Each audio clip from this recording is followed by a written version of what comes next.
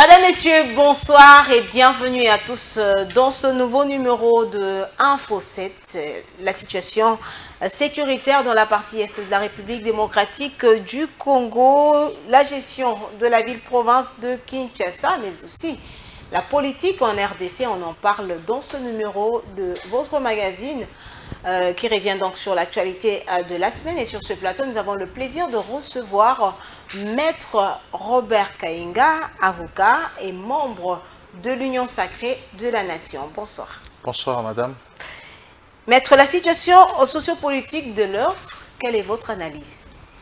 Non, je pense que de manière générale, le peuple est un peu asphyxié. Ça, il faudra le reconnaître.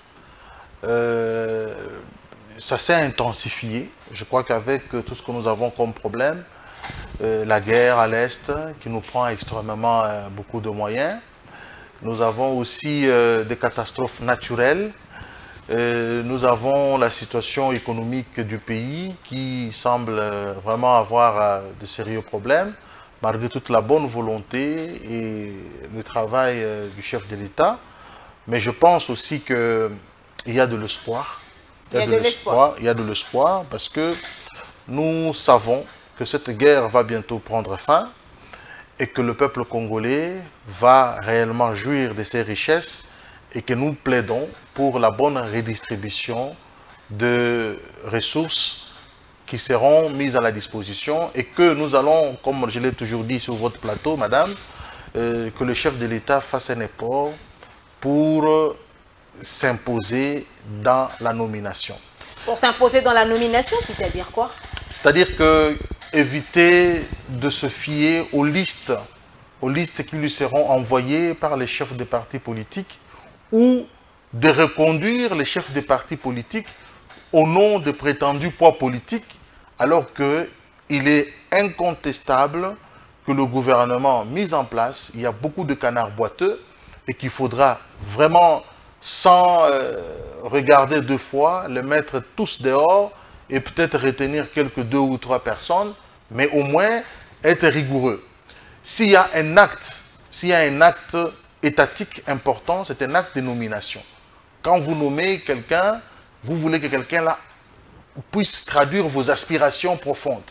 Et que donc, il n'est pas question de se fier à des listes, soi-disant, de regroupements politiques, de partis politiques, au nom d'un certain poids politique, tout simplement parce qu'il appartient à tel regroupement qui a autant de députés, alors que le chef de l'État a la possibilité de piocher partout, de trouver des bonnes têtes qui puissent le permettre d'accomplir sa mission. Maître Robert Kainga, est-ce que vous êtes en train de dire à notre population qui est en train de vous suivre que le problème actuel en RDC, ce sont les partis politiques? Exactement. Exactement. Je crois que vous avez notre constitution, notre démocratie est une démocratie de partis politiques, je l'ai toujours dit. Vous voyez, même le Premier ministre, il est issu de la majorité parlementaire. Donc, c'est la majorité parlementaire, c'est d'elle que sort le Premier ministre. Pour constituer la majorité parlementaire, ce sont des députés qui issus des partis politiques qui sont au sein de l'Assemblée. Et ce sont eux qui doivent proposer un Premier ministre. Déjà, vous voyez que ce sont les partis politiques qui sont appelés à jouer un grand rôle. Mais maintenant, nous sommes dans une situation exceptionnelle où le pays est asphyxié par la guerre, où on a pu quand même, l'expérience, c'est qu'on a pu quand même prendre beaucoup de chefs, les chefs de partis politiques, mais qui ont montré leurs limites. Parce que le chef de l'État, voulant respecter la cohésion au sein de l'Union sacrée, pour respecter, pour faire valoir, faire vivre en fait l'harmonie, il tient compte, il dit voilà, l'UNC m'envoie ses listes, ok, bon, je prends ces listes parce que le poste tel revient à tel parti. Mais je crois qu'il faudra avoir, il faudrait qu'il s'en passe un peu de ces listes-là. S'il y a 2 candidats qui valent mieux, il n'y a pas de problème. Vous regardez aujourd'hui le statut de notre gouvernement. Vous êtes Congolais, je suis Congolais. Avant d'être journaliste, avant d'être acteur politique, vous êtes d'abord Congolais. Quel est le ministre qui peut avoir 80 points sur 80? Alors dites-nous, dans le gouvernement suédois, donc parce que quand l'opinion congolaise a appris que c'est une femme qui est à la tête du gouvernement, plusieurs Congolais ont applaudi. Est-ce que, Maître Robert Kainga, vous êtes déçu par la gestion de l'actuel chef du gouvernement? Bon, l'actuel chef du gouvernement ne communique pas assez. Juminois, elle ne communique pas assez sur ce qu'elle fait. On ne la voit pas beaucoup plus sur terrain pour nous montrer le travail qu'elle fait. Et j'ai comme impression qu'il y a un problème de la coordination de l'action gouvernementale qui se pose. Oui, mais parce que vous voyez qu'il y a chaque ministre agit mutu proprio. Chaque ministre se comporte de manière vraiment individuelle. Électron libre. Il y a des ministres électrons libres. Alors que l'action devait être coordonnée par elle. Parce que le Premier ministre a l'action de coordonner l'action du gouvernement, si je peux me répéter ainsi. Alors, on sent qu'à un moment donné, la madame n'a pas la même mise sur ses lieutenants, alors qu'elle devait le ramener à l'ordre. Parfois, certains dérapages que nous avons vus, madame. Vous avez vu un ministre... Alors pas le citer Constant Moutamba. Voilà, dire que voilà, il y a l'odeur de la corruption en présence de la Première ministre, et que donc l'autorité hiérarchique ou l'autorité qui détient l'action disciplinaire des ministres, c'est le Premier ministre.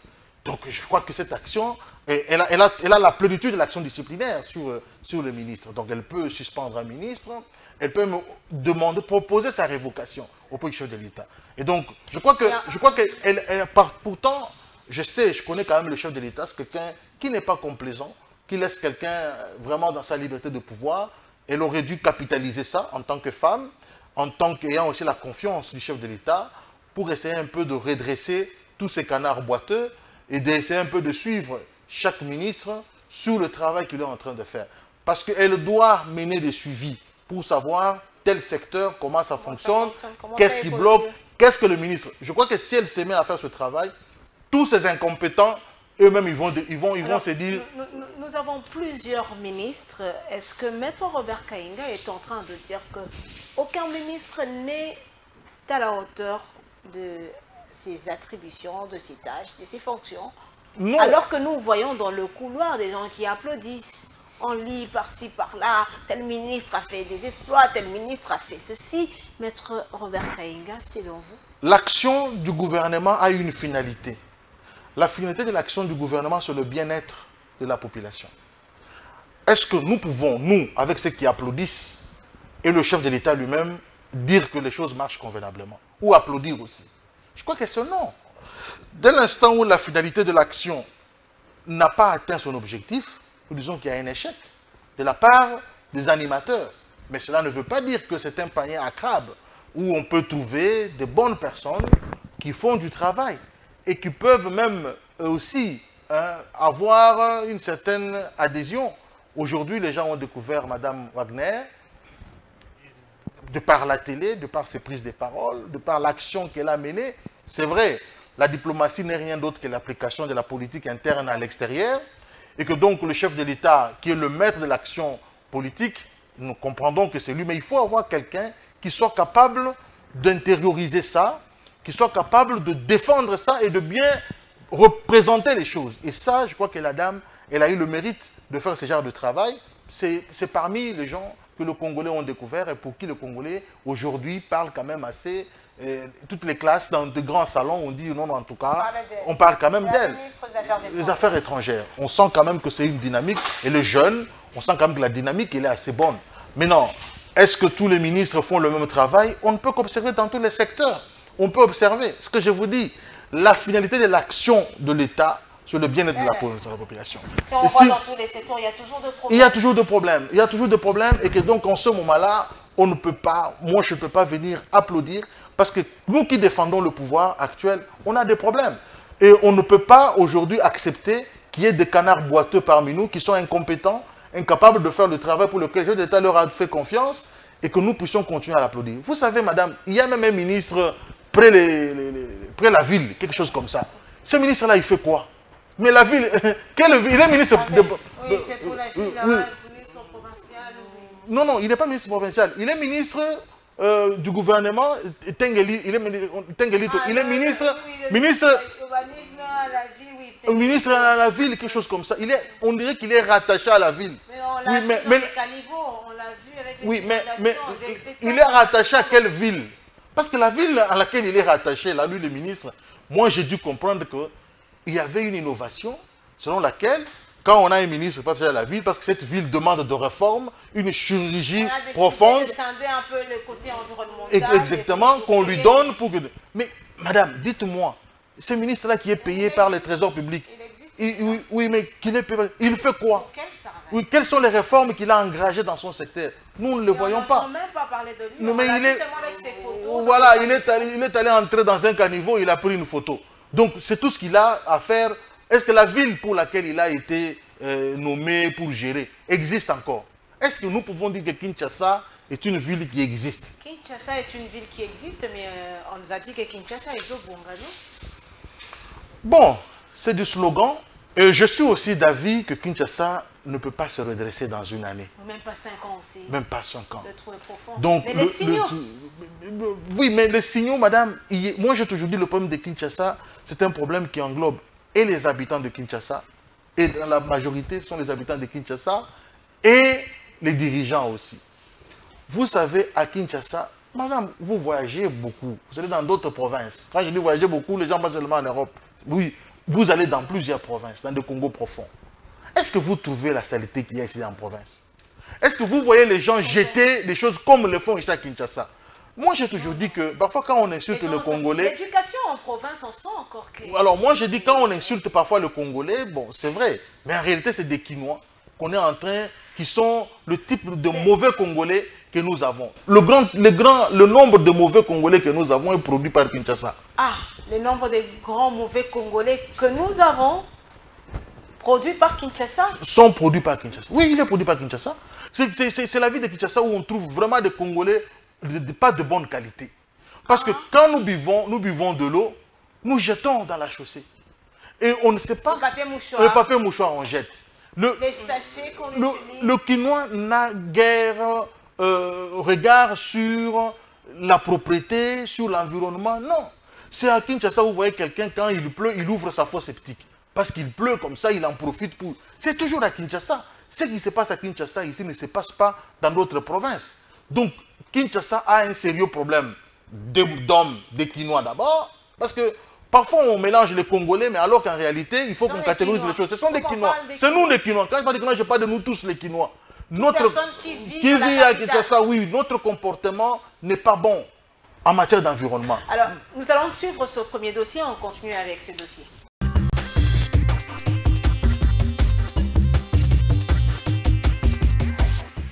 Président Félix Antoine Tshisekedi alingi kimia ezonga na parti wana ya mboka na biso.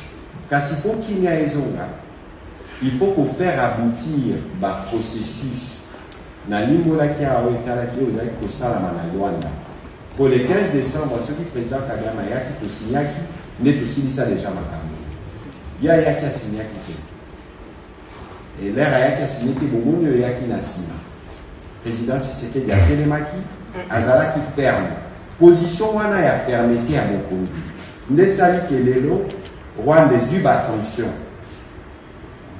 Ba sanction ya ba américain, ya ba français, ya ba belge, ya ba allemand. Bomoni pratiquement communauté internationale nyonso ba pesi bango ba sanction. Kasi soki pe bolandi, ba position nyonso communauté internationale ezui. Ezali kopesa biso pe devoir. Balobi biso pe il faut botala ndenge bokosolola parce que tokoki kokoma na kimia te soki bosolola eza te to pe compromis eza te yango bomonaki ke président Félix Antoine Tshisekedi akendaki na Doha le 18 mars. Donc makambo oyo bino bomonaki lobi il faut considérer que eza suite ya masolo oyo ebandaki entre le président de la République na président Kagame autour de la médiation. Bato balobi na mokando ebimaki lobi batangi Rwanda te kasi mpona Rwanda toza déjà na processus ya Rwanda oyo lelo eza prolongé par le président Ford kasi na Doha epesi ndingisa tobanda kosolola na baoyo bayi na M23 yango na cadre ya masolo wana comme mwa évolution ezali yango basalaki oyo tobengi na lopoto déclaration conjointe wana lobi pona kolakisa na bato voilà tovandaki tobandi kosolola biloko toyokani nango ya motuya eza kosala crème yango bomoni mikolo oyo bitumba mpenza ezali te entre mapinga oyo ya biso na bango mais baincident ezali mais kasi baincident oyo ezali soki ekomi il faut qu'on rapporte na médiation parce que si tovandi na mesa tolobi tozosolola nyonso wana bakongolais faut bacomprendre que tokomi na phase ya kokita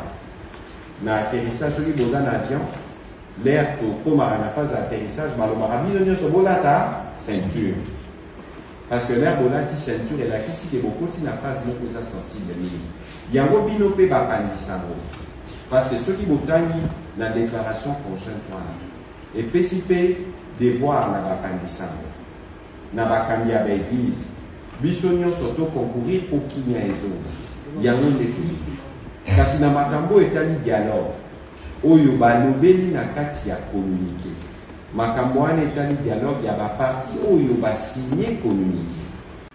C'est avec une conviction profonde et un engagement sans faille que je m'adresse à vous ce jour à l'occasion du lancement officiel des travaux d'élaboration de la nouvelle politique salariale des agents publics de notre chère République démocratique du Congo. Trop longtemps, des inégalités marquent notre fonction publique. Certains ministères ou services, notamment ceux à caractère économique ou financier, disposent de ressources importantes permettant des primes et avantages généreux. D'autres, pourtant essentiels au développement national, demeurent relégués au second plan avec des moyens dérisoires. Ce déséquilibre alimente un sentiment d'injustice, démotive nos agents et nuit gravement à la qualité des services publics. Face à ce constat préoccupant, j'ai instruit le gouvernement à travers le vice-premier ministre, ministre de la fonction publique, en collaboration étroite avec le ministre d'État, ministre du Budget, le ministre des Finances, mon cabinet et sous la coordination de Madame la Première ministre, de concevoir une politique salariale équitable, moderne et durable. Cette nouvelle politique devra impérativement garantir une rémunération juste, fondée sur les efforts fournis, les qualifications détenues et les responsabilités assumées, sans favoritisme entre institutions. Devra reposer sur une grille salariale unique, lisible et accessible à tous,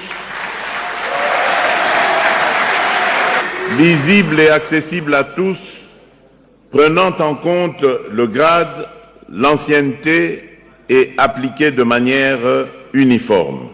Alors que le chrétien catholique célébrait la fête de Pâques, symbole de résurrection et d'espérance, une nouvelle est venue bouleverser l'ambiance festive. Ce lundi matin, le monde entier va apprendre la mort du pape François.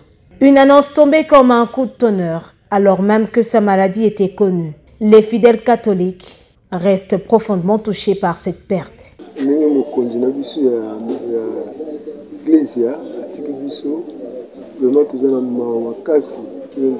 Parce que le projet mini na zaki na pour l'église a sali en notre. En tout cas sali biso kwasi attaquer ba être humain mais la bonne Zambé eza esengo parce que Zambé ne mutu alinaki. L'église alika ka ba projet o zaki nango pour l'église na ba projet za no pour l'Afrique. Papa qui est vraiment pas surprise à lundi. En plus, mon collègue Koufa qui me copie, ça c'est quoi.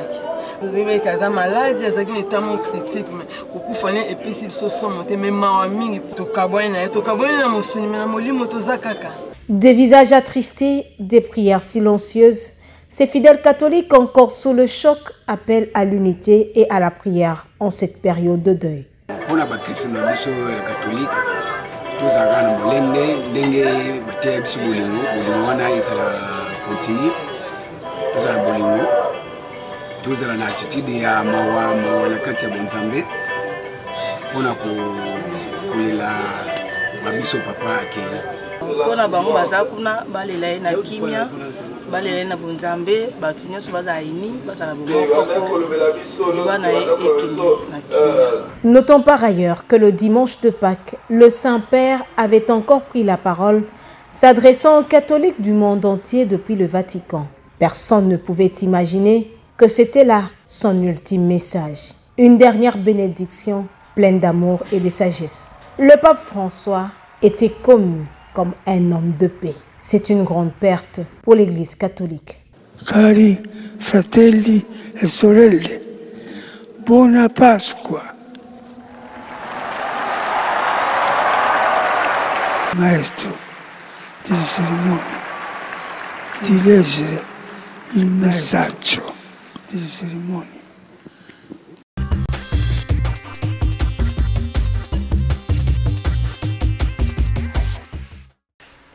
Alors, Maître Robert, vous avez parlé de la capitale de la République démocratique du Congo aujourd'hui. Hier, Kin-Label, mais aujourd'hui, on ne sait pas, Kin, je ne sais pas quoi dire, mais c'est le siège des institutions du pays.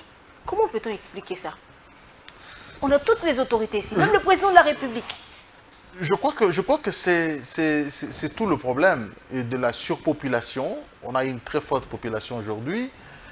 Je crois qu'il faudra, par exemple, à la Gombe, comme ça s'est fait partout dans d'autres pays, comme à Londres, tout le monde n'accède pas au centre-ville. Quand vous entrez au centre-ville, vous payez un peu la taxe un peu plus chère. Donc, on accède, oui. Et puis aussi, pour désengorger Kinshasa, pour désengorger la circulation, il faut qu'on sorte. Le ministère de l'Agriculture peut se retrouver à Maluku là-bas, et voilà. Et on nous a promis aussi une nouvelle cité. Oui, mais le président de la République a promis. Mais quand vous faites une nouvelle cité là-bas, il faut que les institutions suivent. Vous pouvez faire une nouvelle cité, mais les gens doivent venir travailler ici à la Gombe. On n'a pas résolu le problème. Vous voyez aujourd'hui, quand vous êtes en Europe, vous trouvez McDo au centre-ville, même dans des provinces, dans des périphéries, vous trouvez le même McDo avec la même qualité, le même prix, même produit. Donc tu peux le manger. Tu n'as pas besoin de quitter là où tu es en ville pour aller manger le McDo. Et tu n'as pas besoin de quitter la province ou Maluku pour trouver un bon, un bon supermarché. Non, c'est-à-dire que tu peux trouver ça, la même qualité partout. Et maintenant, il faudra que l'administration aussi, que ça soit un peu... C'est comme Arena. On pouvait prendre Arena, mettre ça à Maluku. Exactement, mettre ça à Maluku. Mais il faudra que les habitants d'Arena habitent aussi Maluku. Et quand ils vont habiter Maluku, ils doivent pas avoir l'envie de venir en ville. C'est-à-dire que tout ce qui est en ville, ils doivent trouver ça là-bas. De malls, de magasins et tout ça. Et là aussi, il faudra quand même saluer le projet en cours du boxeur Martin Bakolé, qui est en train de vouloir construire un mall vers Maluku, je ne sais pas, dans la périphérie. D'abord, il faudra reconnaître que les Congolais n'ont pas de mall. Donc, il sera peut-être le tout premier Congolais, Martin Bakolé, qui est un jeune frère.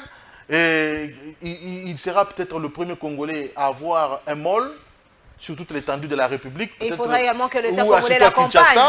Non, c'est un privé. C'est un privé. Non, mais quand on dit des taxes, c'est parce que les gens se plaignent des taxes. Les Congolais se plaignent du fait qu'ils ne sont pas traités de la même façon que les expatriés. Non, on accorde plus des privilèges aux expatriés qu'aux Congolais. Je voudrais dire que les Congolais n'aiment pas payer les taxes et les impôts. Ça, c'est une évidence. Oui, ça aussi, c'est un fait. Ils ne savent pas payer, ils ne veulent pas payer. Mais maintenant, les Congolais qui viennent pour recouvrer, ils sont tendres avec les expatriés, mais ils sont très durs envers leurs frères.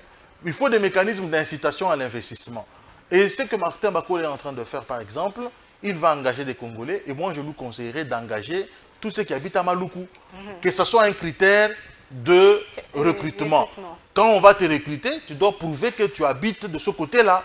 Parce que d'ailleurs, si quelqu'un habite, par exemple, Willery ici, et qu'il doit se rendre tous les jours à Maluku pour aller travailler dans son mall, il aura un problème de transport. Ça sera encore un problème de plus. Mais donc, s'il prend la main d'œuvre de Maluku, le travail sera efficace et tout ça.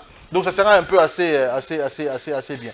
Donc le problème de la ville de Kinshasa, c'est un problème qui est assez complexe. Et puis des deux, on doit arrêter de faire de route de la manière traditionnelle, de la manière coloniale. C'est-à-dire quoi? C'est-à-dire que quand vous allez partout dans le monde, les routes sont soit souterraines, soit on superpose des routes. Donc il faut qu'il y ait une superposition de routes au-dessus. Parce que si on doit... Regardez, on a fait une bonne route, la route Elengesa.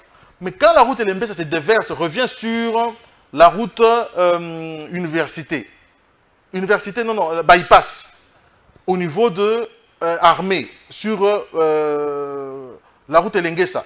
Elle part de Victoire pour chuter sur bypass à côté à l'armée à Mongafula. Là où la route se déverse, là, ça crée maintenant un grand embouteillage. Un embouteillage. Un embouteillage énorme. Parce qu'il y a notre mécanisme. Il faut qu'il y ait un mécanisme. Cette route-là ne peut pas directement sortir. Il faut maintenant, quand elle arrive, soit elle entre et puis elle ressort, ou bien on creuse par le bas, elle va sortir par la commune. Il faut que quand ceux qui montent, ceux qui vont emprunter cette route-là, qu'ils ne fassent pas de croisée avec ceux qui viennent. Ceux qui sortent doivent avoir une sortie et ceux qui entrent par cette route-là doivent avoir leur entrée. Maître, ailleurs, nous voyons que même les infrastructures suivent un peu l'évolution de la modernité. Pourquoi chez nous, on n'arrive pas à faire de choses comme ça? En fait, c'est ça le problème des animateurs que nous avons. Vous sentez qu'ils sont des gens limités et sans vision. Parce qu'aujourd'hui, même si on arrive à redresser les routes que nous avons, ça ne va pas régler le problème. Daniel Bumba est en train de réhabiliter, construire certaines routes, mais il y a d'autres qui sont en train de venir dans un état de délabrement très avancé, comme la route Mondesa, comme Willery, dernièrement à l'entrée de Cabinda, on avait réhabilité, mais quand vous passez aujourd'hui, c'est oui, mais c'est de l'eau. Inquiétant, oui. Nous n'avons pas une bonne canalisation. Parfois, les gens disent qu'en termes d'infrastructure, rien n'est fait. Non, moi je dis il y a beaucoup. Le gouverneur est en train de faire. Il y a beaucoup de routes qui sont en réhabilitation. Il faut dire qu'il y a des routes qui sont des avenues et qu'on est en train de bétonner. Provincial, mais aussi les routes. Exactement. Il y a un travail qui est fait. Il y a beaucoup de routes qui sont faites aussi à Kinshasa. Vous voyez le côté de Ngiringiri là et Kassavubu. Oui, et tout ça. On sent qu'il y a quand même un travail en cours. Il y a un travail qui a été fait. L'inquiétude aussi, c'est la qualité des ouvrages. Maintenant, l'eau que nous avons, comme l'eau n'est pas canalisée, l'eau est un ennemi important, un ennemi dangereux de la chaussée. Quand l'eau stagne, ça détruit la chaussée. Quand l'eau n'est pas canalisée, l'eau creuse et puis il y a des fissures, il y a des nids de poules qui se creusent partout. Et ça, c'est aussi un problème. Donc, Kinshasa, il est à refaire. Il faut une imagination assez profonde. Il faut que les gens réfléchissent, que les scientifiques réfléchissent pour trouver la solution. Mais ce que moi, je voudrais dire, c'est qu'on peut aussi transposer les routes, le superposer, le faire un peu au-dessus. Et comme ça, il y aura... Quelqu'un qui va, par exemple, à Maluku n'a pas besoin d'emprunter la même route de Kingasani. On peut faire une route ici, directe jusqu'à Matadi, jusqu'à Maluku. Vous voyez, quand quelqu'un veut aller à l'aéroport, il ne faudra pas qu'il transite tout simplement par Kingasani, Lumumba et tout ça. Il peut directement avoir une route qui relie directement à l'aéroport. Et aussi, un autre problème, c'est qu'il faut qu'il y ait quand même un train urbain. Un train urbain aussi. Métrokin, voilà, on nous a laissé Métrokin. Jusqu'aujourd'hui, Ngobila a commencé. On a vu dernièrement Daniel Bumba. Et finalement, on ne voit pas. C'est des projets lorsqu'ils sont bien imaginés et bien peaufinés, peuvent nous donner de bonnes solutions. Et aussi, madame, vous voyez partout où nous allons dans le monde, les trains ne circulent pas au-dessus, ils circulent en dessous de la terre. Donc, 100 mètres de profondeur, vous avez une vie qui est là-bas. Donc, les gens peuvent tout simplement, il prend son train, il descend en ville ici, il sort. Hein, il y a des escalators, il sort, il est en ville, il fait ses courses. Après, il descend, il prend le train, il part. Donc, il faut qu'on imagine des choses comme ça. Quelqu'un qui doit aller, par exemple, à Lemba, il peut prendre un train souterrain et puis il descend, il sort et puis Alors, part. nous sommes en train de parler de la ville-province de Kinshasa, capitale de la République démocratique du Congo, Maître Robert Kainga. La ville aujourd'hui est entre les mains de Daniel Bumba.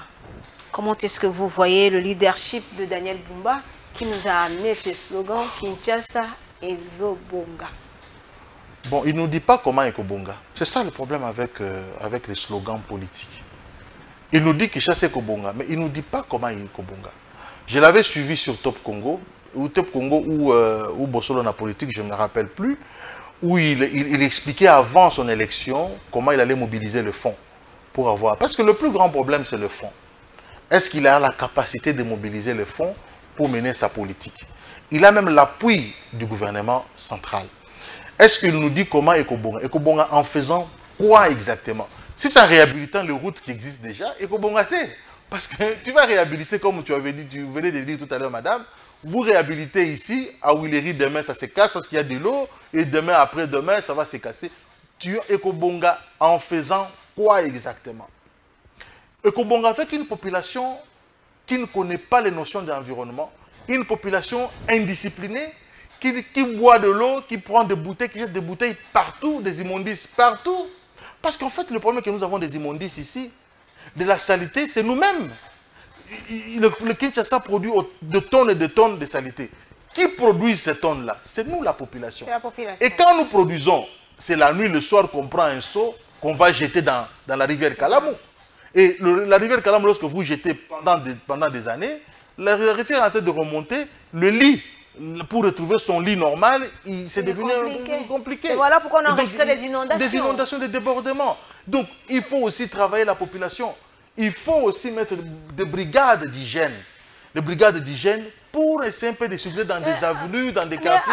Après même les inondations enregistrées dans la capitale de RDC, les Congolais pensaient qu'on devrait voir vraiment le gouverneur engagé pour voir comment est-ce qu'il pouvait mettre des stratégies en place, mais on entend quand même des gauche à droite, les cris d'alarme même des sinistrés. Et les gens d'Endanou sont presque abandonnés à leur triste sort. Mais finalement, on a l'impression qu'il n'y a pas d'autorité. Hein. Ça, c'est une question d'un internaute. On dirait que Kinshasa n'a pas d'autorité. Bon, ça c'est une question. Je crois que la gestion de catastrophes naturelles dans notre pays doit être envisagée et anticipée. Nous savons que nous sommes déjà dans une province à haut risque.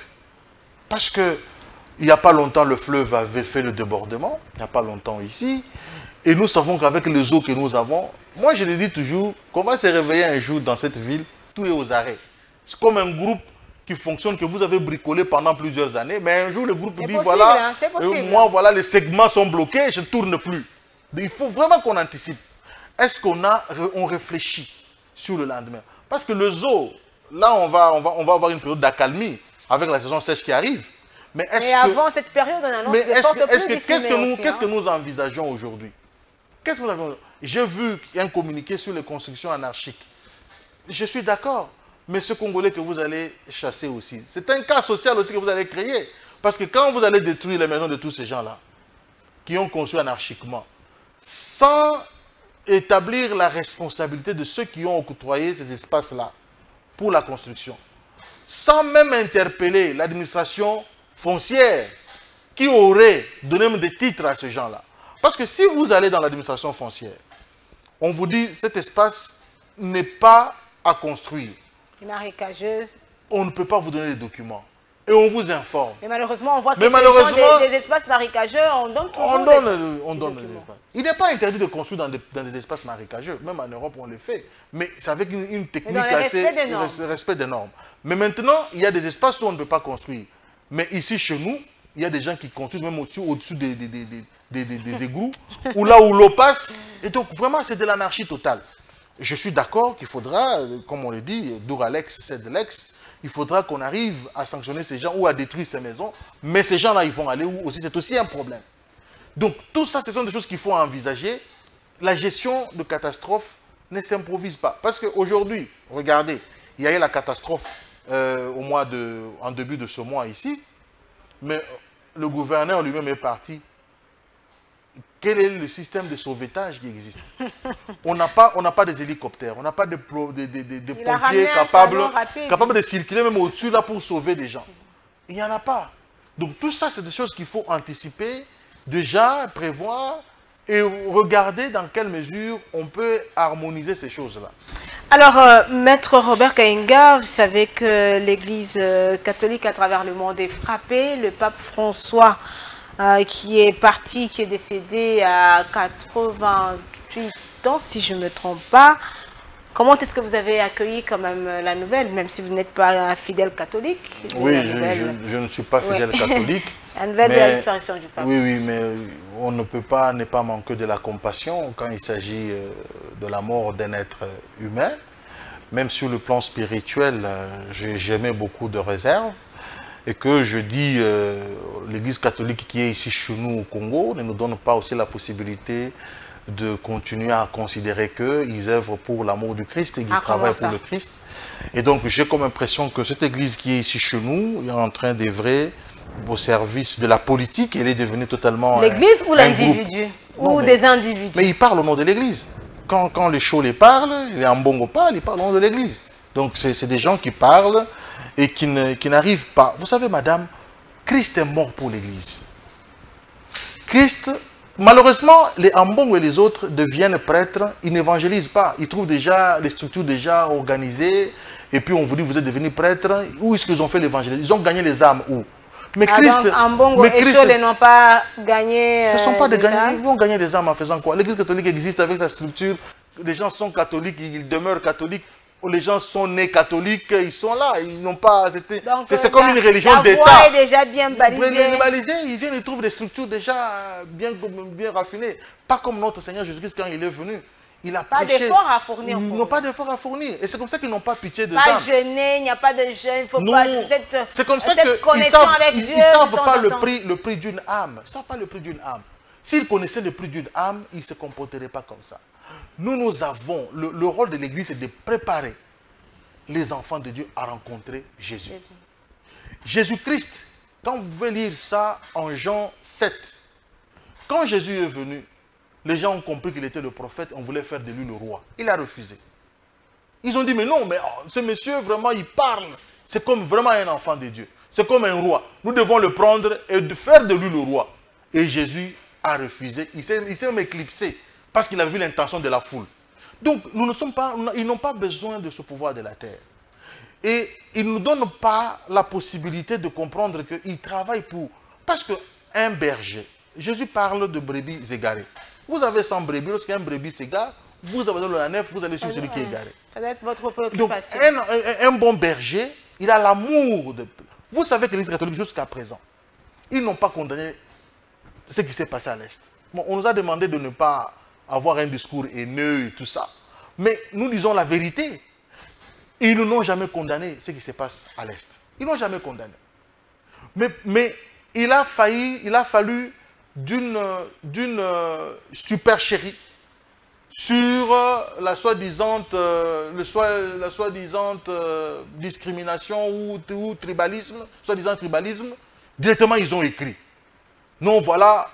Et voilà. Le sang qui a coulé, non. Et le sang qui a coulé, ça ne dit rien. On dirait que c'est une église qui s'abreuve de sang. Quand le sang coule, ils sont en train de... Non, quand le sang coule, ça ne choque pas. Quand le sang coule, ça ne choque pas. Mais quand quelqu'un a prétendu avoir dit un mot, et ce mot-là a un caractère tribal, et sinon, voilà. Et quand on s'attaque à quelqu'un comme Joseph Kabila, qui a été 18 ans président de la République, qui est venu en botte en caoutchouc ici, sans voiture, sans parcelle, mais qui est devenu milliardaire, parce que le peuple a contribué, parce que le peuple lui a donné ce pouvoir, lui a donné ces moyens-là. Et il accepte de prendre les armes pour tuer ce peuple-là, et l'Église catholique ne condamne pas. Et donc, pour revenir à votre question, nous avons la compassion de vrais catholiques. Nous pensons qu'au sein de l'Église catholique, il y a de véritables enfants de Dieu qui comprendront la voix du berger, qui est Jésus-Christ, et un jour, ils arriveront à comprendre que ce n'est pas important de continuer à suivre des gens qui ne sont pas sous la voie de Jésus-Christ. Madame, Messieurs, place à présent à ce deuxième dossier de notre rendez-vous de la semaine.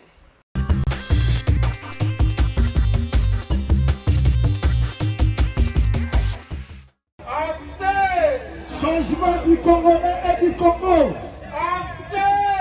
Changement. Demain sera meilleur. Chemise en panne jaune et képi de la même couleur, avec illustration de leur autorité morale, ces militants et cadres du parti Alliance pour les changements de Jean-Marc Kabound étaient très nombreux à venir participer au 3e anniversaire de leur parti, créé en avril 2022. Aujourd'hui, 24 avril 2025, marque le 3e anniversaire de la création de notre parti, l'Alliance pour le changement. À travers ma personne, ce parti avant-gardiste est très heureux et honoré de vous accueillir en ce jour à l'esplanade de son siège national pour commémorer cet événement qui désormais restera gravé dans l'histoire politique de notre pays.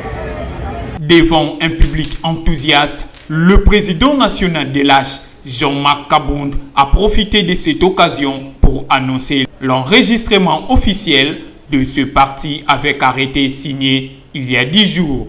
Nous avons fonctionné durant 3 années sans reconnaissance administrative, car le pouvoir en place avait refusé catégoriquement de nous octroyer l'arrêté d'enregistrement. C'est là pour nous décourager et nous condamner à la mort politique. Mais à ce jour, j'ai la joie de vous annoncer que notre parti vient de bénéficier d'un arrêté d'enregistrement signé.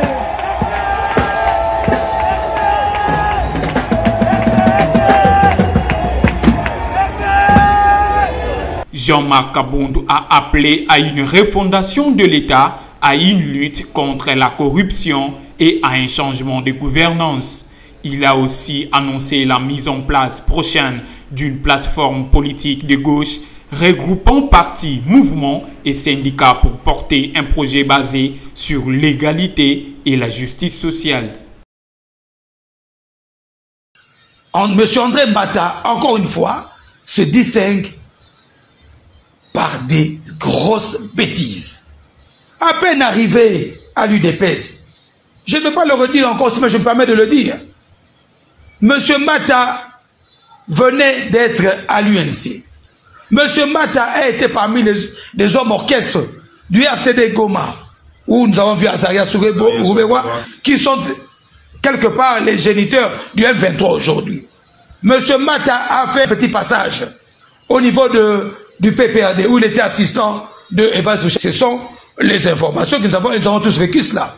Mais je suis très choqué et sidéré lorsque je vois aujourd'hui le comportement récidiviste de M. Mbata, qui du reste est aujourd'hui président de la PAJ sous le label UDPS. Il a été porté par Augustin Kabouya, secrétaire général et président ad intérim de l'UDPS. Il a été autrefois porté comme premier vice-président de l'Assemblée nationale par le même Augustin Kabouya, alors secrétaire général de l'UDPS. Mais dites-moi, il ne faudrait pas chercher à mettre des lunettes pour comprendre que nous avons affaire à une personne qui n'a qu'une seule mission, de déstabiliser le parti. Je ne veux pas informer aux gens, parce que je l'ai aussi suivi comme tout le monde, qu'avec beaucoup de regrets et de gêne, le secrétaire général Augustin Kabouya était obligé de dire la vérité, puisque l'UDPS est un parti de masse, un parti de la vérité.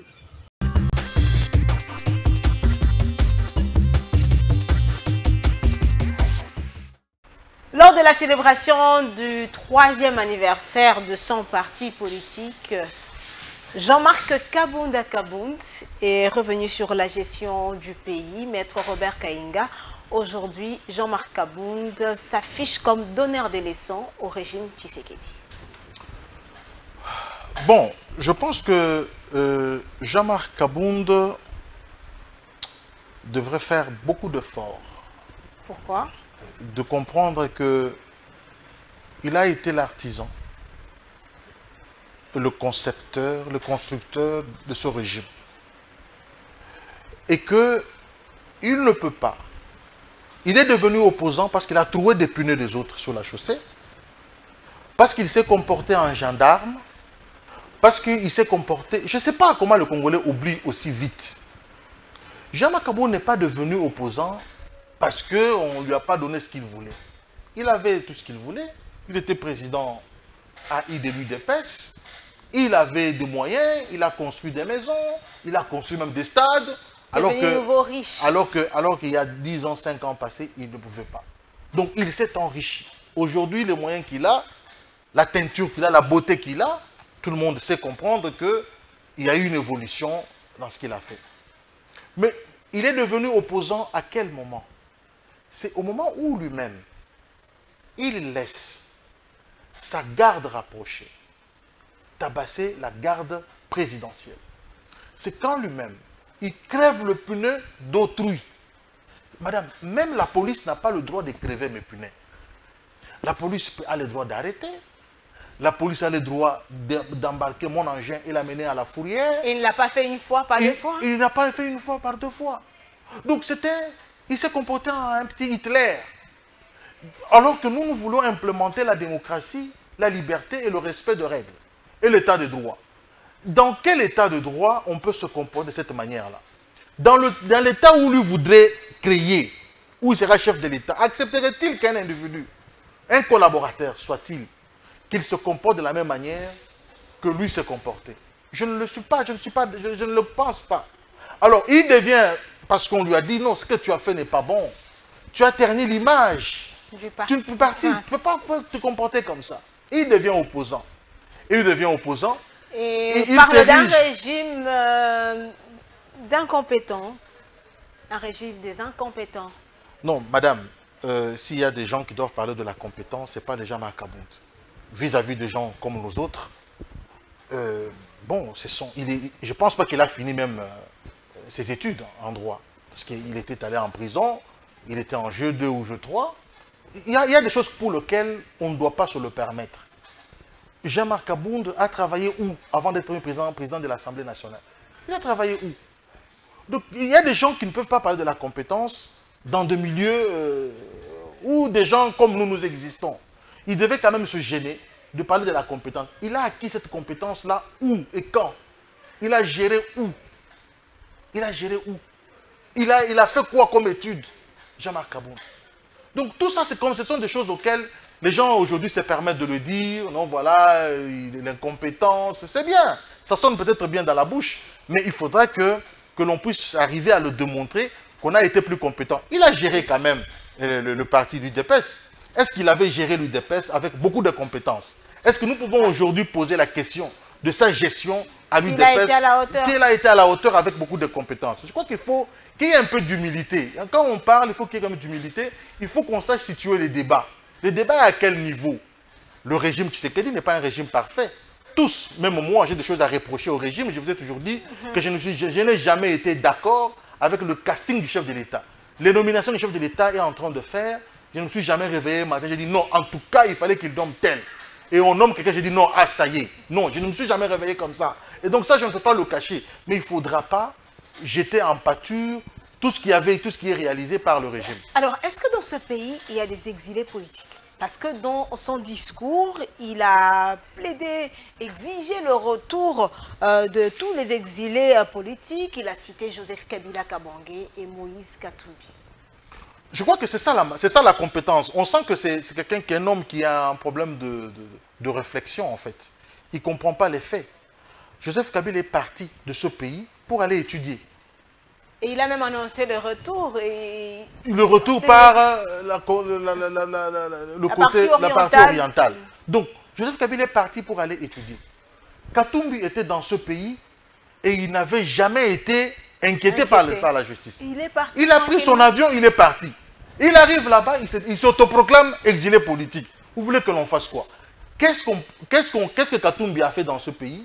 Il a été candidat, il a battu campagne dans toutes les provinces sans un problème. Donc, à quel moment Katumbi a eu des problèmes dans ce pays pour être exilé politique? Les gens ont choisi même d'aller s'exiler. C'est l'auto-exil.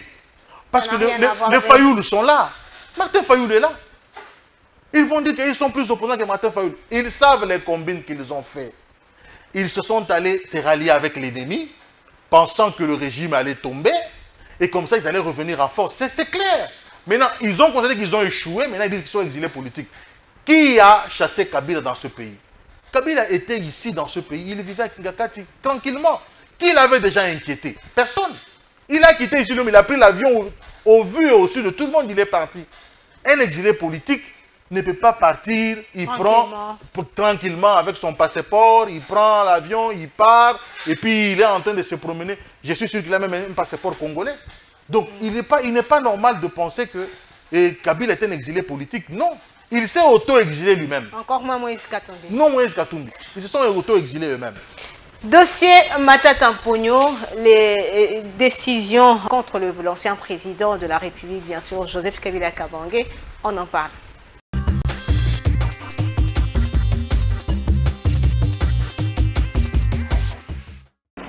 Tous les éléments constituent des infractions mises à charge des prévenus étant réunis, requérons qu'il plaise à votre haute cour de dire, établi en fait comme en droit, les infractions de détournement de la somme de 15 de Christo Grobler Stéphanus et de détournement de la somme de 80 millions de dollars mis à charge de Vervenu Matata, Pogno, Augustin et Mutombo, Mwana Niembo, de Gracias. De les condamner par conséquent, chacun à 20 ans de travaux forcés, d'ordonner leur arrestation immédiate, de condamner en outre les prévenus Matata Pogno Mapon Augustin et Mutombo Mwana Niembo à l'interdiction des droits de vote et d'éligibilité après l'exécution de la peine pour 10 ans pour les premiers prévenus et 5 ans pour les deuxièmes prévenus. L'interdiction d'accès aux fonctions publiques. Vous les condamnez aussi à la privation, à la condamnation à la libération conditionnelle et à la réhabilitation. Vous ordonnerez l'expulsion définitive du territoire national après exécution de la peine du prévenu Christo Grobler Stéphanus. Condamnez chaque prévenu aux frais d'instance. Ça sera justice, j'ai dit. Balance les mains pour la RDC. Balance encore. Plus haut. Trompette.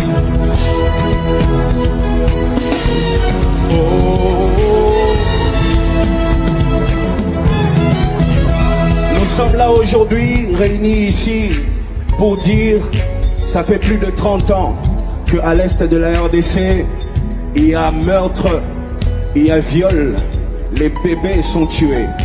Nous sommes ici pour dire à tout le monde, toutes les communautés réunies ici, il est temps que ça s'arrête. Soutenez les Congolais pour que la richesse du Congo profite aux Congolais et que ça profite au monde de manière légale.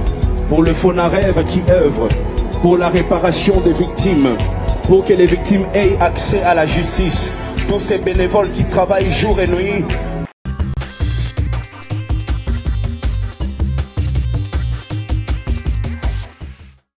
Suspension des activités du PPRD, parti cher à Joseph Kabila Kabange, Maître Robert Kainga, ça fait parler plus d'un politique. Que dit la loi par rapport à cette décision?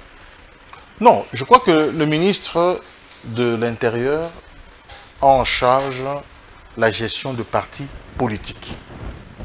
Et nous sommes dans une situation où il est constaté à suffisance de preuves que le président du parti du PPRD a des acquittances. L'autorité morale. Non, il n'est pas autorité morale, il est président du parti, le PPRD. Il est en intelligence avec les ennemis de la République. Et que puisqu'il est en intelligence avec les ennemis de la République, on ne peut pas laisser son parti, parce que ce parti est en train de distiller un message qui n'est pas celui d'un parti responsable qu'il doit faire véhiculer pendant la guerre. Mais ce parti rejette ces accusations. Vous savez, mais est-ce qu'ils ont déjà condamné le M23? Est-ce qu'ils ont déjà condamné Kagame pour son occupation? Parce qu'aujourd'hui, tout le monde est unanime. Le monde entier dit que nous sommes occupés. Même les Nations Unies, tout le monde dit que c'est l'armée rwandaise qui est sur notre sol. Donnez-moi un communiqué du PPRD qui dit, voilà, le pays est agressé. Joseph Kabila, qui malheureusement n'est pas un grand esprit. Comment ça? Il a accepté de se réduire à un parti politique. Oui, parce que quand on est ancien chef d'État, on a dirigé le pays pendant 18 ans. On est sénateur à vie. On devait être là. On devait être quelqu'un chez qui tout le monde devait venir poser des questions. Qu'est-ce que tu avais fait? Qu'est-ce que nous pouvons faire? Mais il y a des gens qui se ressourcent auprès de Joseph Kabila Kabange. On l'a vu. Invité spécial du roi à Swati 3, on l'a vu, non? Joseph Kabila a un carnet d'adresses. Ça, on ne peut pas le nier. Il a un carnet d'adresses. Et c'est ce carnet d'adresses qu'il utilise pour déstabiliser le pays. Ah, comment? Oui, mais en effet, il utilise ça pour déstabiliser le pays. J'étais en train de dire que Joseph Kabila était le sénateur à vie. Il devait rester... où il est sénateur à vie? Non, mais pour moi, on va le garder sénateur à vie. Pourquoi? Pour moi, je considère qu'il ne mérite pas d'être un sénateur à vie. Parce qu'il ne s'est pas comporté en homme d'État, en ce grand homme pour entrer dans l'histoire. Malheureusement, il sort encore par l'histoire, par la petite porte.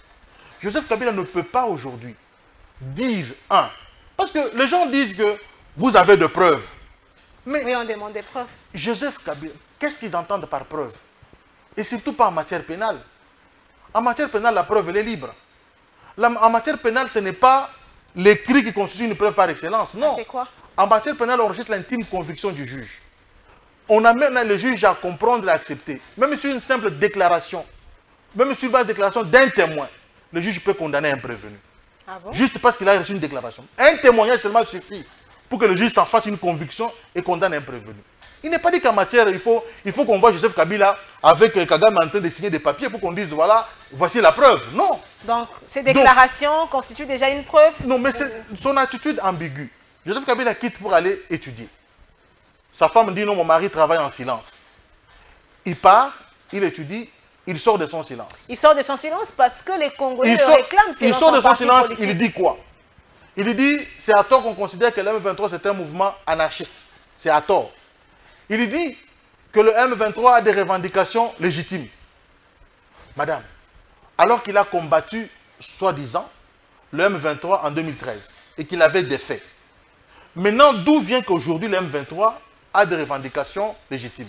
Vous vous souviendrez qu'il a même recruté certains anciens du M23 pour les intégrer dans l'armée.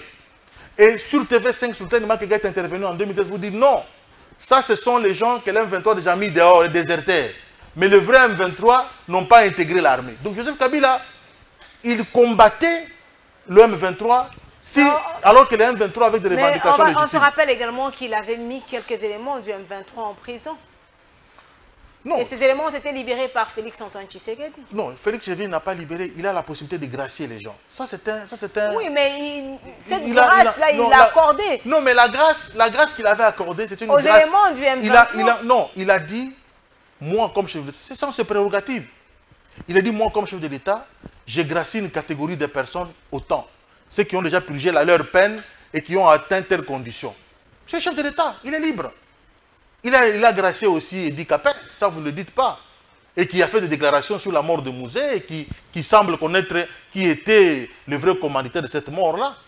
Donc, alors, Joseph Kabila, dans ses sorties médiatiques, ne nous a pas aidés. Pour quelqu'un... Le même Joseph Kabila a dit que si réellement il était numéro 1 de l'AFC, il était avec le M23, la situation ne devrait pas être là. Non, ça c'est un mensonge. C'est un menteur, c'est un petit menteur. Parce qu'il a compris que la situation sur le terrain lui faisait la honte. Il a compris qu'il y avait un échec. Lui, il est qui? S'il était sur le terrain, il allait faire quoi? Parce qu'à part coaliser avec le Rwanda, il allait faire quoi? Mais nous savons que ce sont ses proches qui sont dans l'AFC M23. Donc, c'est pour dire que Joseph Kabila, il est sorti de l'histoire. Il est sorti de l'histoire par son comportement.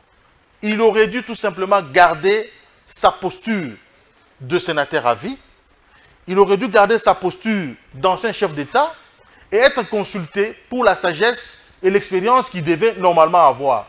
Mais malheureusement, on a constaté qu'il n'a ni expérience ni sagesse. Et le silence qu'il avait opté, c'est parce qu'il ne connaissait rien et qu'il n'avait rien à dire aux Congolais. À chaque fois qu'il ouvre sa bouche, c'est du catastrophe naturelle. Mais maître, voir le ministère de l'Intérieur, le ministre de l'Intérieur interdire même aux membres du FCC et du EPPRD prendre parole, alors dans l'opinion, certains observateurs parlent de la violation de la liberté d'expression. Non, la liberté d'expression veut dire quoi? La liberté de circulation existe, mais on peut arrêter quelqu'un, on le met en prison, tout simplement parce qu'on estime qu'il est dangereux pour la société. On va laisser les gens qui ont un président qui est rebelle dans la forêt de tuer des Congolais, vous laissez ici, constituer ici, pour que vous puissiez être un relais de communication des actions qu'ils mènent dans la forêt. C'est pas normal, madame. On est où ça?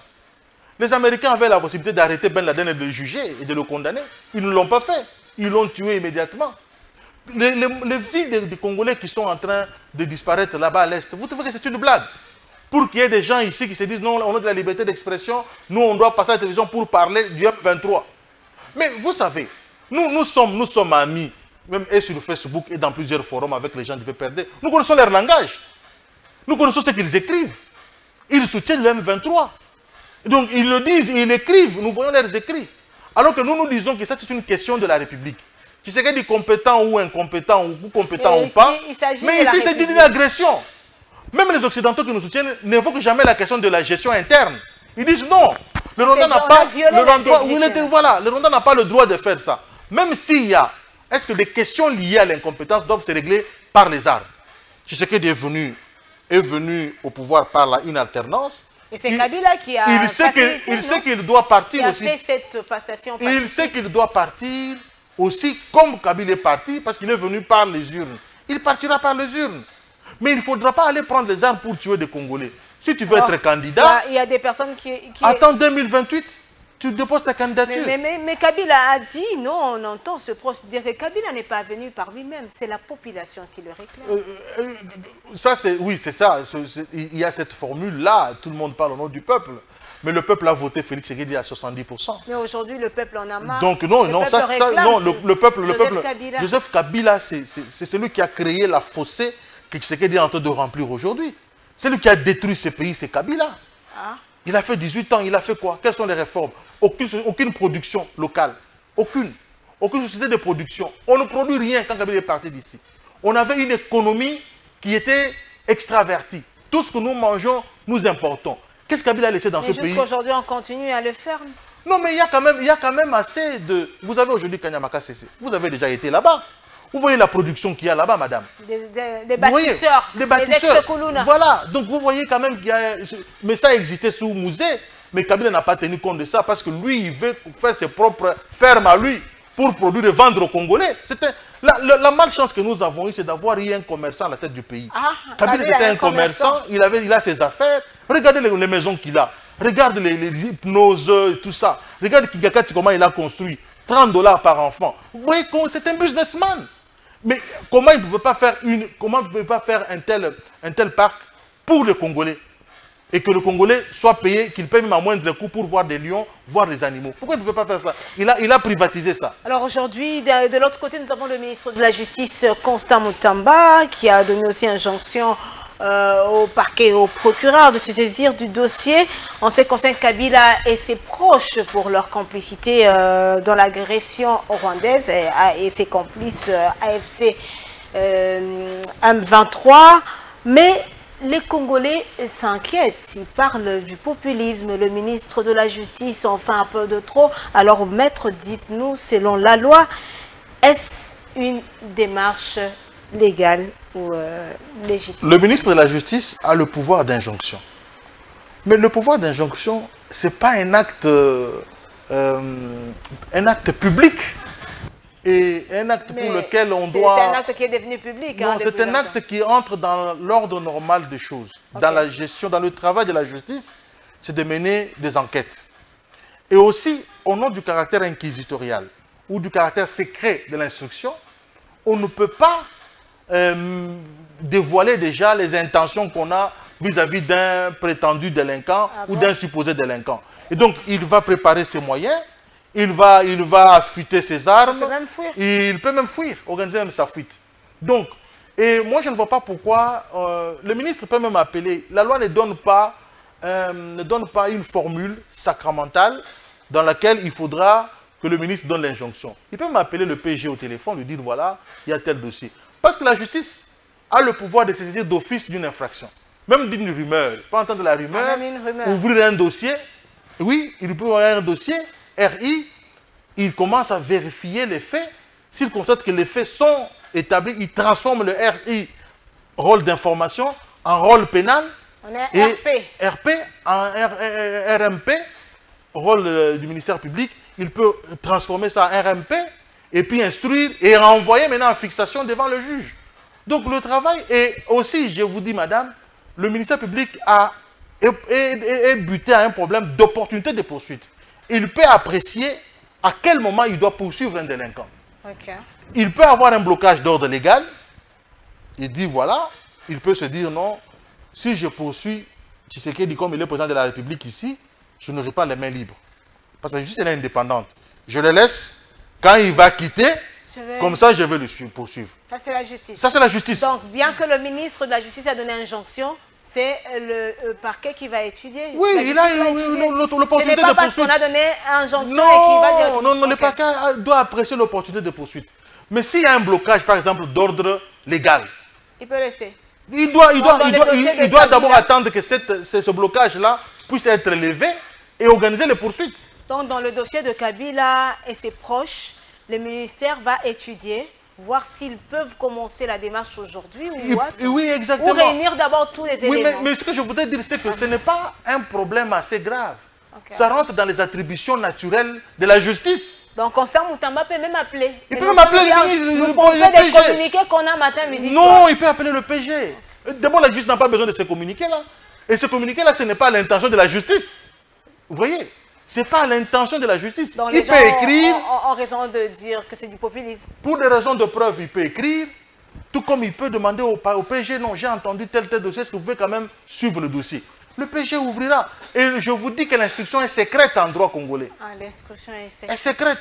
Mais on n'a pas l'impression que c'est des on ne peut pas dévoiler le contenu de l'instruction avant qu'on en arrive au tribunal. Parce qu'au tribunal, comme le dossier Matata, où maintenant on découvre maintenant que vraiment il y avait une escroquerie mais Matata continue à dire que c'est un saint. Non, mais voilà, c'est ce que j'ai dit. Maintenant, nous sommes là. Nous sommes là, le procès est public. Nous avons entendu les inspecteurs de l'IGF parler. Et donc, nous constatons, quand le procès devient public, tout le monde a accès maintenant au dossier pour voir ce qui s'est passé. Mais avant que le dossier n'arrive au tribunal, l'instruction, elle est secrète. Elle est secrète.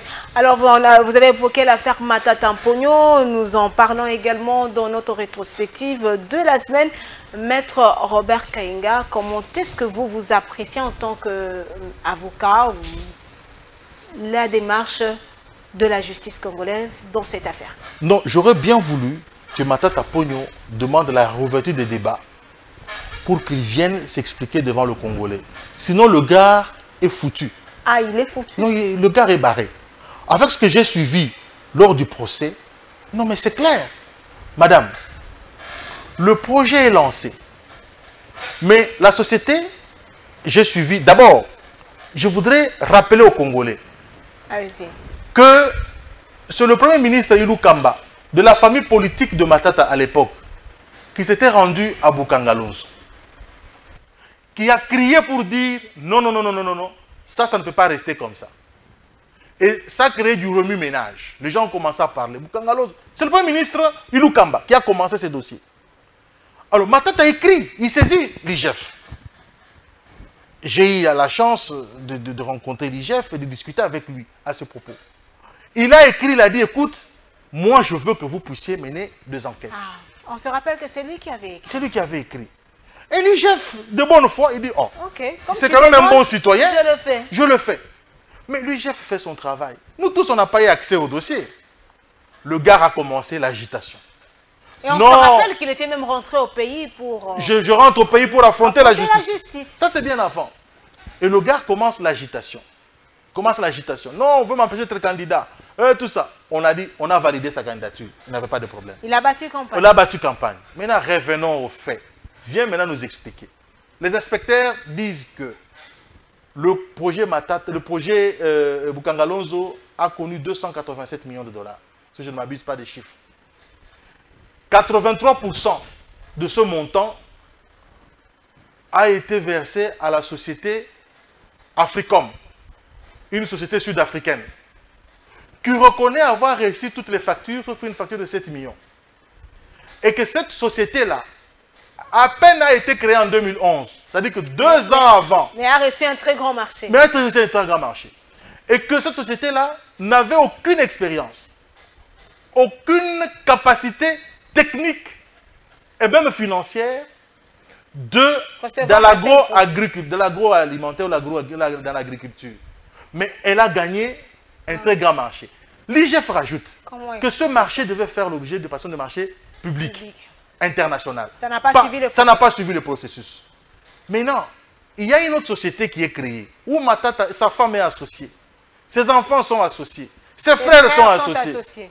Et cette société-là a bénéficié d'autres paiements. Et ce qui est plus grave, madame, Madame Ida, qui avait été nommée DG de Bukangalonzo, elle a déclaré, les PV sont là, qu'elle n'avait que l'argent pour payer les salaires, pas autre chose. Le reste, se faisait à la primature. Non, que Matata vienne nous expliquer, s'il te plaît. On a besoin.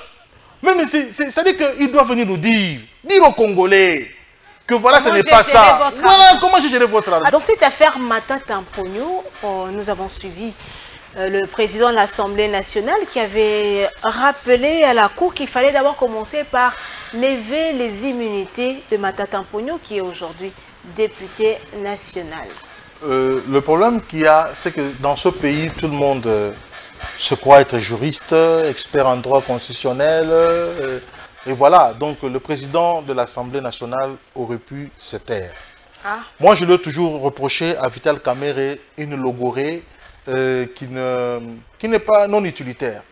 Non utilitaire, pourquoi? Parce que, oui, parce que il est la deuxième personnalité de ce pays. Il y a des canaux, il y a des réunions interinstitutionnelles qui existent. Dans ces réunions-là, il parle de quoi? S'il a des soucis... Est-ce que ces réunions se tiennent même? Oui, non, mais s'il a un souci, il peut discuter avec le président, même si la loi, même s'il est prévu la séparation du pouvoir. Mais le pouvoir collabore. Il y a le régime de collaboration entre les pouvoirs. Et ce n'est pas dit parce que vous êtes dans la séparation de pouvoir que vous ne pouvez pas échanger. Il pouvait appeler le président de la Cour constitutionnelle en aparté et discuter avec lui. Il tient parfois des propos du haut du perchoir et qui ne peut pas se permettre. Qu'un député le tienne, on comprendra, mais pas le président lui-même. Le président doit être un homme qui sait jouer le jeu de la démocratie et le jeu politique. Il ne peut pas se permettre de glisser dans ça. Donc, et il ne peut pas. C'est comme si le président de la Cour constitutionnelle s'est levé un matin et dit non, non, à l'Assemblée nationale, ce que vous faites là, vous n'aurez dû pas faire ça. Il fallait que vous puissiez faire ça, ça, ça dans votre travail. Est-ce que Luc Kamerhe va accepter d'accepter les injonctions du président de la Cour constitutionnelle? Il y a la séparation du pouvoir, elle est nette. Alors, qu'est-ce que vous voulez il n'y a personne qui puisse bien dire le droit que le juge lui-même. La charge de dire le droit revient au juge, pas à un député, qu'il soit président de l'Assemblée nationale ou pas. Et donc, la charge et la présomption de la connaissance du droit. La présomption de la connaissance du droit est d'abord reconnue à ceux qui ont le pouvoir d'exercer ce droit et de dire le droit. Donc, le juge. Donc, Kamerhe, il y a une logorée qu'il doit quand même, qu'il doit éviter. Et que donc, la question de l'article, je crois, 107 de la Constitution, qui parle des immunités, parle des immunités dans le cas des poursuites. Nous ne sommes plus à l'étape des poursuites. Nous sommes à l'étape du jugement. Nous avons dépassé l'étape de poursuite. Et on va se rappeler que les immunités même de Matata ont été levées quand il était sénateur. Oui, ils avaient été levés. Mais ici, je voudrais dire que les immunités ne sont pas une garantie pour les délinquants et les détourneurs. Non. Donc ces immunités ne sont pas une garantie. Non, les immunités n'ont pas été données à un député pour qu'il ne puisse pas répondre devant la justice. Non. Ces actes devant la justice. Les immunités relèvent de la considération juridique qui voudrait que lorsqu'on exerce certaines fonctions, qu'on ne soit pas inquiété dans le cas de l'exercice de son travail. C'est-à-dire le député qui tient des propos, on vient, on l'arrête parce qu'il a tenu des propos. Non. On doit passer par... C'est comme nous les avocats. Il y a des préalables avant de m'attraire en justice. Quand un avocat va accuser un autre avocat, il saisit le bâtonnier, il lui pose la question. Le bâtonnier dit, voilà que je t'autorise de le faire. Ça ne veut pas dire que cette procédure-là consacre l'impunité, non. Kamerhe ne doit pas confondre l'impunité et les immunités. Est-ce qu'il voulait sauver Matata Mponyo? Donc, il ne faudra pas qu'il consacre l'impunité. Ça, il doit tirer attention.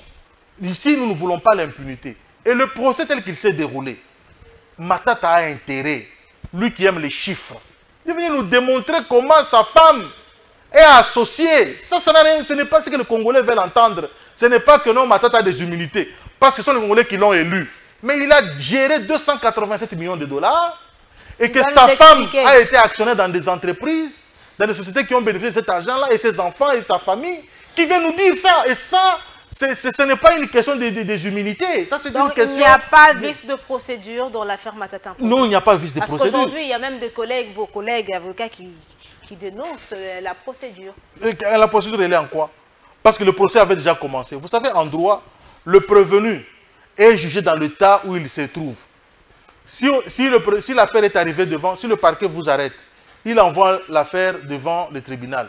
Le tribunal vous juge dans l'état où vous vous trouvez. Si vous êtes en détention, il vous juge en détention. S'il trouve qu'il peut vous accorder la liberté, il va vous accorder la liberté provisoire. Mais le tribunal ne peut pas vous trouver en liberté et vous arrêtez pendant que vous êtes là, parce que le parquet vous a laissé en liberté et vous venez comparaître, et le tribunal, lui, à son tour, ordonne votre arrestation avant le jugement. Non. Le prévenu, il est jugé dans l'état où se trouvait Matata, c'est un état où il était déjà devant le juge, en train déjà de comparaître. On l'a vu même le jour où Kamere a dit ça lui-même, il était là présent. Voilà. Est-ce que Matata ne savait pas qu'il avait des immunités? Exactement. Les immunités avaient déjà été levées. L'instruction avait commencé. L'instruction était déjà finie. On est devant maintenant le juge. On est devant le juge. Et puis des deux, nous sommes devant la haute cour. Laissez la justice se prononcer dessus. Mais il y a des gens qui pensent que c'est un acharnement contre Matata Mponyo. Comme vous voulez en finir avec Joseph Kabila Kabange, le réduire en silence. Madame, les faites également avec Matata. Si ça aurait été peut-être, je le dis, si ça aurait été Martin Fayoulou, je donnerais raison à ces gens-là. Hein? Toi, tu as géré 287 millions de dollars des Congolais. Ta femme est devenue associée, et tes enfants, et tes frères, associés dans les sociétés qui ont géré les 287 millions. On t'appelle pour venir justifier ce montant-là. Pas on t'appelle. Tu as demandé à la justice d'enquêter sur ta gestion par rapport à ces dossiers-là. Toi-même, tu as demandé. Tu as demandé. Mais je crois que Matata, parce qu'il a toujours une prétention d'être un homme intelligent et de connaître, il a cru qu'à l'IGF, il y avait des gens abrutis. Mais il s'était trompé.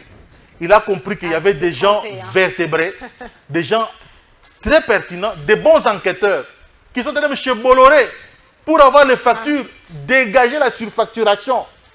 Jusqu'à découvrir que sa femme était membre de sociétés, elle a été actionnaire dans des sociétés et qu'elle bouffait l'argent. Et que la dame Ida qui avait été nommée, c'était la conseillère de Matata. Non, il ne peut pas échapper à ça. Alors, maître, avant de prendre ce dernier dossier, comment réagissez-vous à cette sortie médiatique de quelques élus, les députés nationaux qui sont regroupés au sein de C50, qui dénoncent un coup d'État constitutionnel et outrage à leur instruction? Ces députés rappellent à la Cour constitutionnelle que les immunités de Matata levées quand il était sénateur concernaient essentiellement les dossiers sur les biens arianisés. Je crois que ces députés-là, ils doivent savoir que l'argent que Matata a prétendument détourné, parce que jusque-là, Matata m'a présumé innocent. Innocent, oui. On attend la décision de la Cour constitutionnelle. C'est de l'argent des Congolais. Ils doivent tirer attention. Ils sont là pour défendre le Congolais, pas pour défendre les voleurs de la République, pas pour s'ériger en des gens qui commencent à consacrer l'impunité. Matata, le droit de la défense de Matata ont été garantis. Jusqu'à renvoyer l'affaire à 6 mois. Donc la Cour aurait dû juger Matata pendant cette période-là. La Cour a même renvoyé Matata l'affaire à 6 mois. En matière pénale, ça ne se fait jamais. Jamais. En matière pénale, c'est une affaire qui requiert célérité dans l'instruction. Parce qu'il s'agit de l'ordre public qui a été troublé. Mais la Cour est allée loin jusqu'à renvoyer à 6 mois pour permettre à un individu. Moi aussi, je suis à la Cour constitutionnelle, je demanderai une remise de 6 mois. Ah bon? Oui. Et Matata pouvait même fuir pendant cette période-là. Donc, on ne peut pas venir aujourd'hui dire que d'abord, ces députés-là, ils sortent d'où? Ces députés de quel... je ne sais pas. Mais ils doivent quand même beaucoup tirer attention. Ils sont là pour l'intérêt du peuple. Et que le peuple veut savoir où son argent est parti. Si Matata... Pourquoi? Moi, Matata, s'il est innocent, il serait venu se défendre, montrer à la face du monde que ce procès est un procès politique, plaider sur la forme et plaider sur le fond. En plaidant sur la forme, il allait démontrer qu'il n'était pas, il y avait ses immunités. En allant au fond, il allait démontrer que le fond était vide. Alors la Cour constitutionnelle va rendre son verdict le 14 mai 2025 et on doit retenir que le ministère public requiert déjà 20 ans de travaux forcés contre Matata Mponyo, de Gracias Mutombo et autres. Et le ministère a aussi requis 10 ans d'inéligibilité pour Matata Mponyo et 5 ans pour Deogracias Mutombo. C'est vrai que la Cour va se prononcer le 14 mai 2025. Mais comment est-ce que vous voyez... Très bon réquisitoire. Ah bon? Très bon réquisitoire parce que on ne peut pas aujourd'hui continuer à cautionner l'impunité. Lorsque vous avez la gestion des affaires publiques de l'État, vous devez savoir que demain vous devez rendre compte. et en rendant compte, si vous avez mal géré, il y a des sanctions qui vous attendent. Les gens ne doivent pas estimer qu'il n'y a que ceux qui sont au pouvoir aujourd'hui qui doivent faire l'objet de condamnations et de poursuites. Même ceux qui ont géré dans le passé, ils doivent répondre de leurs actes. Madame, Messieurs, place à ce dernier dossier pour parler de la situation sécuritaire dans l'Est du pays.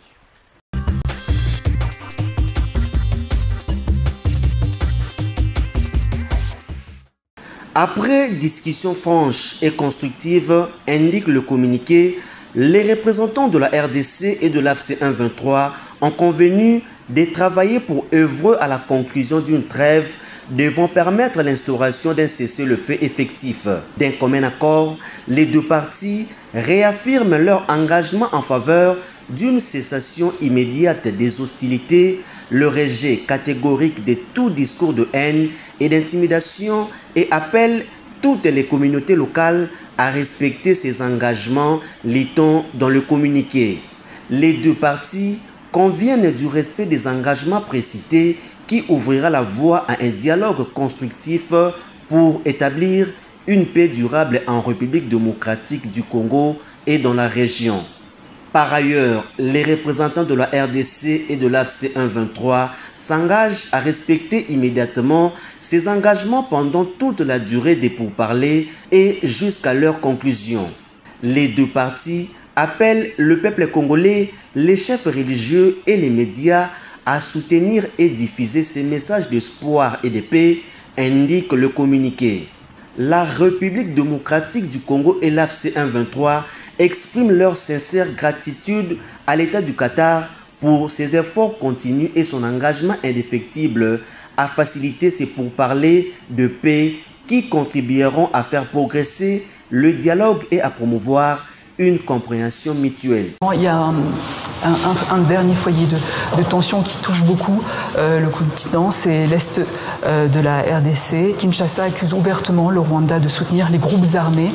Certains observateurs accusent la France d'avoir eu un positionnement trop ambigu à l'égard du Rwanda. Que leur répondez-vous, Monsieur le Président? Je trouve ça très injuste. D'abord parce que la France, pendant des décennies, a eu une relation qui était paralysée avec le Rwanda. Après le génocide, et parce qu'il y avait un passé qui ne voulait pas passer. Donc moi, je me félicite ces dernières années par un travail reposant sur la science, le rapport du clerc, un travail patient d'engagement, d'avoir restauré des relations saines, lucides sur le passé des dernières années et notre mémoire commune avec le Rwanda. Ça, c'est une bonne chose. Ensuite, il y a la situation qui se passe, et qui, d'ailleurs, les deux sujets sont liés, qui depuis le milieu des années 90 est très dégradée à l'est de la RDC. Et moi, je vais être très simple. Je suis pour la souveraineté et l'intégrité territoriale partout. Il ne doit pas y avoir de double standard. Et on ne peut pas dire, quand il s'agit de l'Ukraine, on a un problème avec les frontières internationales, et quand il s'agirait de la RDC, on accepte que les étrangers, les voisins, viennent mettre la main sur des ressources. Non. Donc le premier point, j'ai toujours été clair avec tout le monde, l'intégrité territoriale et la souveraineté des Congolais doit être respectée. Deuxième chose, il y a ensuite les tensions ethniques qui existent depuis longtemps à l'est de la RDC, des mouvements politiques qui portent une partie d'ailleurs de ces tensions ethniques avec le M23. Ceci doit être traité politiquement. Et donc nous, ce que nous voulons faire, c'est par la discussion et avec la RDC, et avec le Rwanda, et avec toute la sous-région, trouver un chemin pour que l'intégrité territoriale, la souveraineté, le respect des intérêts de chacun, la désescalade politique et ethnique se fasse. Et la France se positionne dans, en quelque sorte, une situation de facilitateur. Donc on a proposé une feuille de route. Je parle en permanence avec les deux présidents. Je le fais en soutien de l'initiative africaine. C'est-à-dire du rôle que le président Lourenço a joué avec le processus de Luanda, que le président Uhuru Kenyatta puis Ruto ont joué avec le processus qu'ils ont porté de Nairobi. Et maintenant, avec ce que l'Union africaine a décidé de regrouper, et le rôle qu'a l'envoyé spécial du président Lourenço dans la personne du président Faure. J'ai déjà parlé au président Faure. Il va se rendre dans les tout prochains jours au Rwanda. Il s'est déjà rendu en RDC. Et moi, je cherche à ce que tout ça s'unifie pour la plus grande efficacité, parce qu'on a aujourd'hui une situation humanitaire qui est terrible à l'est de la RDC. Moi, je pense aux populations. Une situation de tension politique qui est très forte. Et personne ne veut voir revenir des tensions ethniques dans cette région. Et donc je le dis avec beaucoup d'engagement, de respect et une volonté de trouver un chemin politique.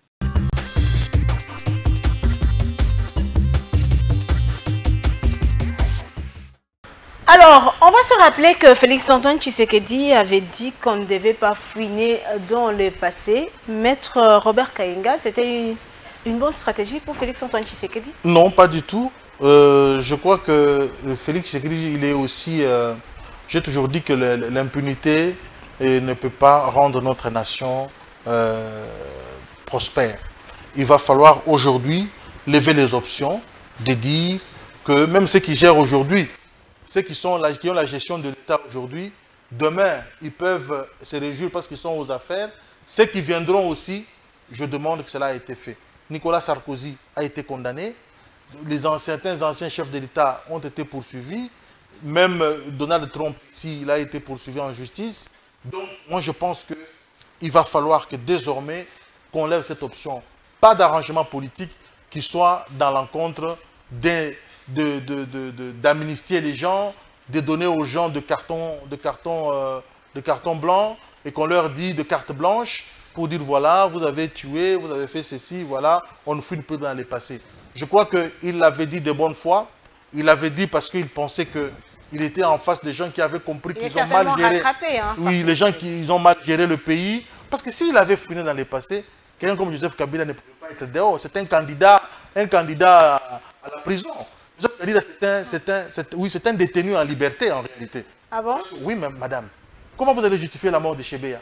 Comment vous allez justifier ça? Fidel Bazana, comment vous allez justifier ça? Arma Tungulu, comment il va justifier ça? Comment vous allez justifier la charnière de Maluku? Comment vous allez justifier ça? Donc tout ça, c'est des gens qui sont morts comme ça. Moi, je dis que c'était un prisonnier en liberté. C'est quelqu'un qui mérite la prison. Alors, il y a eu une déclaration conjointe Kinshasa et AFC, le marché des Doha, et maintenant cette déclaration de principe pour la paix RDC-Rwanda signée à Washington. Kinshasa mise sur le dialogue pour apaiser donc des tensions, mettre tout ce processus-là pour la paix dans l'Est de la République démocratique du Congo.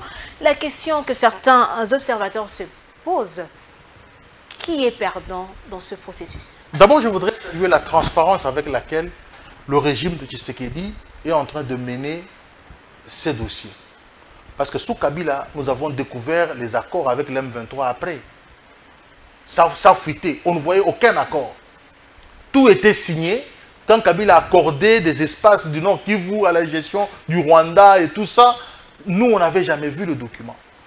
Mais ici, je suis en train de dire, je félicite le gouvernement Tshisekedi, le régime Tshisekedi, le président de la République, pour la gestion transparente de cette affaire.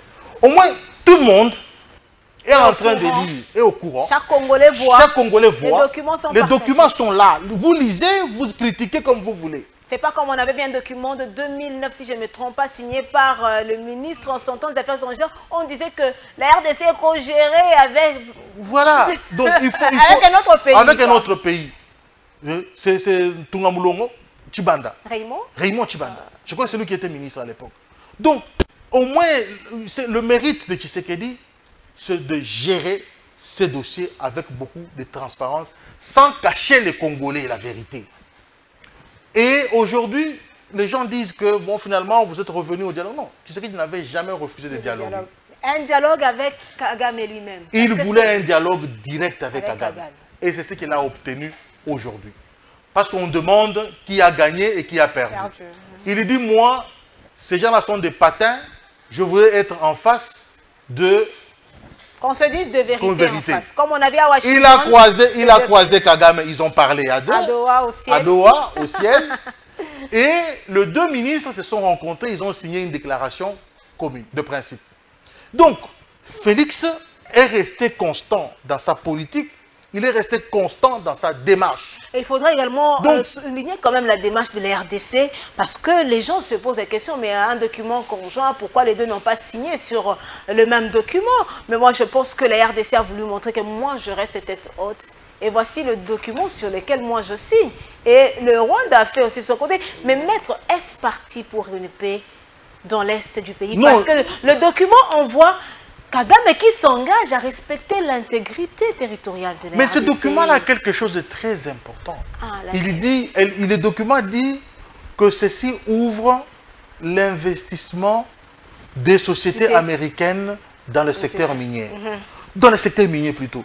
Donc, ce sont les sociétés américaines qui viendront exploiter... Entrer par la grande porte. La grande porte. Et non pas la petite. Et par la petite porte. Il n'y a pas de bradage. Et puis, c'est dit clairement, c'est dans le système gagnant-gagnant. Comme Félix l'avait dit, 50-50. Vous vous retrouvez, mon pays se retrouve. La population congolaise se retrouve. Exactement. Et en même temps, avec les États-Unis, on a maintenant un accord sur le renforcement de nos équipements militaires, de la capacité militaire et tout ça. Parce que l'Angola a fait la même chose. Aujourd'hui, les gens ne savent pas. Le pétrole angolais est exploité par qui? Par Chevron. Chevron, c'est qui? C'est les Américains. Parce que les Américains n'ont pas des sociétés d'État. Quand on dit que les Américains, ils travaillent dans tel secteur, vous ne verrez pas... non, ce sont les sociétés américaines qui viennent et qui vont travailler dedans. Chevron, c'est Chevron qui exploite le pétrole en Angola. Et la population vit en paix. La population vit en paix. Vous comprenez? Donc aujourd'hui, nous avons des minéraux que nous devons exploiter. Et il faut amener la technologie. Nous allons transformer nos minéraux. Et ça sera la main-d'œuvre locale. La main-d'œuvre locale. Et la paix sera rétablie. Le Rwanda, s'il a un carnet d'adresses qu'il voudrait exploiter pour avoir des minéraux, nous allons travailler. Ça, ce n'est pas un problème. Mais alors, comment réagissez-vous en un mot? Parce que nous sommes pratiquement à la fin.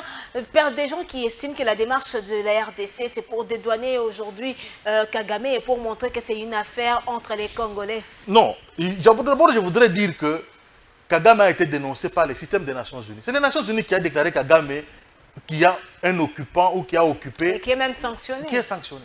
Donc, c'est pas nous. D'abord, même si nous le disons, mais aux Nations Unies, les enquêtes ont démontré que c'est Kagame qui a occupé. Donc, nous on n'a rien à blanchir. Ce n'est pas une blanchisserie.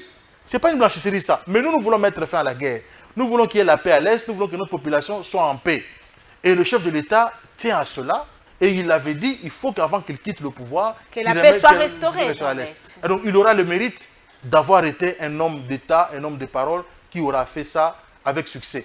Et Kagame, si aujourd'hui, il a accepté de rester. Vous voyez, Kagame niait qu'il n'était pas. Mais en signant ces documents, il reconnaît qu'il avait occupé une partie de l'Est. C'est ce qu'il l'a amené jusqu'au bout, à accepter et à signer un document qui atteste sa suffisance de preuve que celui qui occupait... Je me retire. Je ne suis plus celui qui co-gère avec la RDC, je pars. Alors voilà. Maintenant, il faut trouver le mécanisme pour gérer les gens, les M23 et tous autres. C'est comme ça qu'il y a une autre démarche de Doha qui continue pour que ces gens-là puissent libérer. Et vous avez suivi Mme Wagner qui a dit ils doivent libérer les zones occupées aussitôt. Et ils vont le faire. Alors, Maître Robert... Et Madame, je voudrais chuter pour dire que très souvent, nous savions que le Rwanda était le commissionnaire des grandes puissances et des sociétés étrangères. Le Rwanda prenait de l'or, prenait de nos matières pour aller les donner aux grandes puissances. Nous sommes allés vers ces grandes puissances-là. On a négocié avec eux. Maintenant, ce sera direct le RDC qui va tirer profit de ça. Alors, c'est complètement fini. Maître, je vous accorde 1 minute pour vous adresser à cette population qui vous a suivi. La situation, elle est peut-être assez... Je crois qu'on est au bout du tunnel. On est en train de chuter dans cette affaire de l'Est qui a asphyxié le pays et qui consomme beaucoup d'énergie. Et je pense que le temps de la renaissance est en train d'arriver. D'ici le mois de mai, le mois de juin, la population du Nord et du Sud Kivu va retrouver sa paix.